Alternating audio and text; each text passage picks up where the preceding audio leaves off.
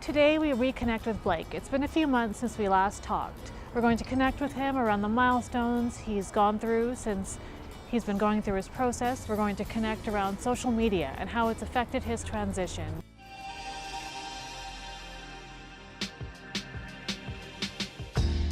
Gender, shaping our interaction with the world, our perception of others, and our day-to-day experiences.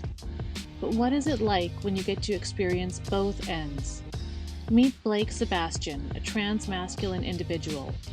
Blake, who prefers to be referred to by the gender-neutral pronoun they, opens up about their experience before and during transition. This is Self-Made, a Journey of Transition. So it's been a while since we talked last. What milestones have you experienced in the time since we were last together? Like those pivotal moments. Well, I guess most of the biggest changes were at the start, when I first started hormones. And one of the biggest changes that I've noticed, because people see the physical. Right. Or people notice the voice, or a different hairstyle, or, my sad mustache. People don't necessarily notice, what goes on the inside and the social aspects. And for me, that has been probably the biggest change a lot of the time, more than a lot of the physical changes that are happening now, because after a certain number of months, everything just happens really slowly. So when we talk about the social changes, what do you mean? Do you mean sort of within your networks, or? It's really interesting that subconsciously we talk to different people as soon as we meet them, based on the first available information, whether that person's male, female, race, etc. Whether we want to or not, there is implicit bias. And when you go from one gender to another, and the way that you're perceived in the world, every single interaction becomes slightly a little bit different, and social aspects become a little bit different as well. And to some of the specifics of that, and if I think about my friendships, growing up, for most of my life, I was always perceived as a straight woman. Right. And most of the friendships that I had, I always had female friendships growing up. And that was always my main social group. I never really was friends with men. And for the most part, I still don't have a lot of male friends, probably 2. And now if I think about social aspects, for example, there's no longer girls' nights. Having girls' nights was a huge part of my life. Go to someone's house, do a sleepover, and whatever. And that was pretty much my social life. And it's not really the case anymore, unless I'm friends with someone who I was already friends with before. So what does a social life look like for you now? So what does a night out for Blake look like? I had this really awkward stage of about 4 or 5 months where I just didn't know what to do, because I felt I can't just go up to a female coworker and say, hey, let's go for dinner after work. Right. And hey, let's do a sleepover, because it's not the same. Those sort of things that I thought that before wouldn't be an issue, and now I'm a little bit in my head thinking, wait, that could come across as really weird. There is male privilege, but also the fact that I look young, I do feel that it does take away from that at certain points. Versus before, I came across I was 27, 28, really mature, and people would interact with me in a different way, and there's pros and cons to both. I'm sure that a lot is going to change once I look older than what I look now. And I have found I was never really involved within the queer community in Vancouver. And a place where I find myself now a lot of the time is within that community. And you don't really have to worry about all those social aspects. I talk to Gus a lot, who happens to be the camera guy right now, and something that he always says is, well, it comes with a package. And you have to accept the fact that now people treat you like a dude. So welcome to the club. And I know that that's it's a really frank thing to say, but it's very true. So how has social media affected your transition, for positive or negative? Right. So the thing about me being openly trans, it wasn't necessarily my plan. And it was something that I really kind of dreaded. So for the first about 4 months, that I was on hormones. I didn't really talk to anybody. I was just kind of like, some places it would be Maria, then with some friends it would be Blake, and then at a certain point it just got so confusing, and it got to the point where I started to forget who knew me as what, because I would meet new people, and depending on the situation, I would use Maria. Like if I was out on a shoot and then somebody's gonna Google my name, my website was still Maria, and I was still doing some work. And then with some other people, I would say, oh, I'm Blake. And my initial plan was just to just make it really smooth and eventually just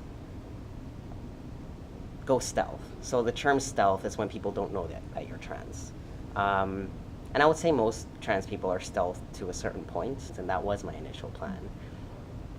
And then after several months, I found out that if I were to do that, I would have to, A, change careers, or restart my career in another city, move away, delete everybody from Facebook and social media, whatever, and just go to another city and start a new life. And I've met trans people who have done that. I've met trans people who have deleted all their contacts, have moved away to another city, and started their life fresh, and nobody knows. I had this little bit of a dilemma of, I've worked so hard in my career. I started doing stuff when I was like 17 in media, and I've worked really hard to get the experience that I've gotten, to make the connections that I have, and I'm also passionate about the work that I do. So it became a question of me being stealth or me ditching my career. It was almost like a last minute decision. I was thinking about it, like, should I come out, should I not? Right. And then I remember I wrote like a little like Facebook thing. So social media was almost your push to come out. Yeah, and then I remember I got that picture, I made this little post, and then I was freaking out, and then one day I thought, today I'm gonna do it. And I made the post, and there was no going back. Because of that moment, hundreds of people found out. And that's kind of how it happened. So I wasn't planning to be openly trans. I dreaded the idea. I wanted to be stealth. There's days that I wish people didn't know. But I'm at a point where I can't go back. And so social media has sort of propelled you into being a bit of an advocate and a role model for the community, and then, and not necessarily something that you set out to do. So how do you feel about being in that role? There are a number of messages of trans youth that are really confused, or are wanting to go on hormones, or they don't have support from family and friends, and then they find somebody like me on Instagram, and then they message me and then they say, this is my situation, I don't know what to do. I've gotten messages from people who are like on the verge of committing suicide, and when I see those messages, I respond right away. And even recently, like I was talking to someone who's wanting to get on testosterone, who lives in California, no support from anybody, and this person messages me like every other day, and I always make sure to answer, because this is obviously somebody who's under distress. Right. And it's when I get those messages like that that I realize, okay, I'm doing something good. And a lot of the times people say, thank you so much for answering my questions, or thanks for not ignoring me. It really helps a lot. And it's helping people like that makes me happy. And so you're fine being in that sort of role that you've been put into? I'm fine, because like at the end of the day, I can go to bed and think, okay, there was this youth who was thinking about committing suicide, and now they're, at least, they talk to me. Like, what do you think needs to be done to help people who are in these situations, like the people who are messaging you? Like, what's the ideal place for them to go for support? The ideal place? It's hard, because like in a place like a city like Vancouver, or I'm sure Toronto, or like other big cities, there are youth support centers that you can find and you can go to, and then a lot of things is word of mouth. But then, there's people who live in, farms, there's nowhere for them to go to, their parents aren't supportive. And I got a message from a youth, this was back maybe like 3-4 months ago, and this is someone who is trans, is wanting to transition to male, and the parents are a lesbian couple, and they absolutely do not support him, and we're gonna kick him out of the house. Oh, wow. So and there still exists a gap between the LGB and the T. Right. And then that's when I got that message. I'm like, wait, what? Your parents were gay, and like, what's happening? So that happens.